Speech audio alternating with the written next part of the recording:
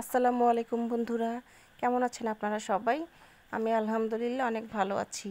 আজকে আমি আপনাদের মাঝে শেয়ার করব মাত্র 200 টাকা দিয়ে কেনা একটি গোল জামা থেকে লেস লাগিয়ে একটি নায়রা ড্রেস তৈরি করা। হ্যাঁ, তো প্রথমে আমরা এর জন্য কি করব, লেসটা অবশ্য আমি আগে থেকেই আমার ঘরে ছিল, নতুন করে কিনিনি। তো যাই হোক, এখন আমরা ড্রেসটার দুই সাইডের ফাড়ার জন্য যে সেলাইটা আছে সেটা আমরা খুলে নিব। যেহেতু এটা গোল জামা সেলাই করা ছিল আগে থেকেই, সেই সেলাইটা সুন্দরভাবে মাপ দিয়ে খুলে নিতে হবে। তারপরে এটা দুই সাইড থ্রি পিসের ফাড়া যেভাবে সেলাই করে সেইভাবে আমরা দুই সাইডের ফাড়া সেলাই করে নিব এবং এই ফাড়া এবং জামার নিচে চারপাশে আমি লেসটা লাগিয়ে নিব। কোনো টাকাই আমার খরচ হয়নি, যেহেতু আমার লেসটা আগে থেকেই ছিল বাসায়। হ্যাঁ, তো দুই সাইডের সেলাই আমি করে নিচ্ছি, এরপরে লেসটা লাগিয়ে নিব।